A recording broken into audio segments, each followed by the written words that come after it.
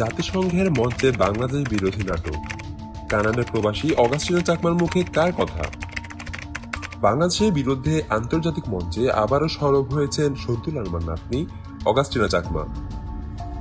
দেশের ভাবমূর্তি ক্ষুণ্ণ করতে, সেনাবাহিনীর বিরুদ্ধে বিদ্বেষ ছড়াতে এবং রাষ্ট্রের বিরুদ্ধে ঘৃণার বিষ ছড়াতে জাতিসংঘকে আবারও বেছে নিয়েছেন এই কানাডা প্রবাসী বিতর্কিত নারী।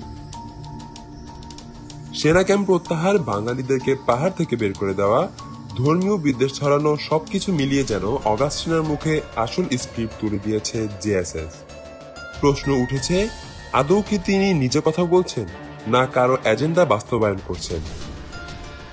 যে নারী বিলাসবহুল কানাডায় বড় হয়েছেন, যার জীবনে পার্বত্য চট্টগ্রামের বাস্তবতার ছিটে ফোটাও নেই, তিনি কিভাবে পাহাড়ে কথা বলেন? অথচ তার সোশ্যাল মিডিয়া ঘাটলে চোখে পড়ে বিকিনি, পার্টি, মদ, বিদেশি হোটেলের লাইফস্টাইল। এটা কি আদিবাসীদের কৃষ্টি? এটা কি পাহাড়ের সংস্কৃতি? অগাস্টিনের বক্তব্যের পর পাহাড় জুড়ে ক্ষোভের আগুন। তিনি চেপে গেছেন রেটিনা চাকমা, ইতি চাকমা, আয়না চাকমা, মিতালি চাকমাদের মতো শত শত ট্রাইবাল নারীর করুণ নির্যাতনের ঘটনায়, যারা পাহাড়ি আঞ্চলিক সন্ত্রাসী সংগঠনের হাতেই নিপীড়নের শিকার। পাহাড়ের মানুষের কাছ থেকে চাঁদার টাকা তুলে জেএসএস আজ তৈরি করেছে বিদেশি প্রোপাগান্ডা সৈনিক। তাদের টার্গেট একটাই, সেনাবাহিনীকে সরাও, রাষ্ট্রকে দুর্বল করো, পাহাড়কে বানাও বিচ্ছিন্ন অঞ্চলে।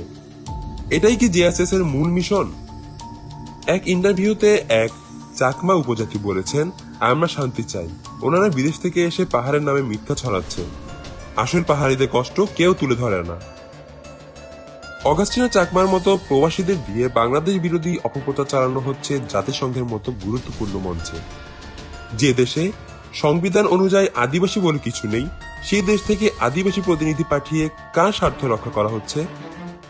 এই অপপ্রচার চালানোর পেছনে কে বা কারা অর্থ দিচ্ছে, কে ভিসা ব্যবস্থা করে দিচ্ছে? রাষ্ট্র কি জানে এরা কিভাবে দেশের বিরুদ্ধে বিদেশি মঞ্চে অপব্যবহার করছে? এই প্রশ্নের জবাব সময়ের দাবি। বাংলাদেশকে ভালোবাসলে, পাহাড়ের মানুষের প্রতি দায়িত্ব থাকলে এখনই প্রয়োজন শক্ত অবস্থান। রাষ্ট্রবিরোধী এই প্রোপাগান্ডার বিরুদ্ধে এবার সময় এসেছে দৃঢ় জবাব দেওয়ার। রাষ্ট্রের বিরুদ্ধে অপপ্রচার নয়, পাহাড়ে শান্তির স্বপ্ন চাই। বিদেশি এজেন্ডার বিরুদ্ধে জাতি হোক ঐক্যবদ্ধ।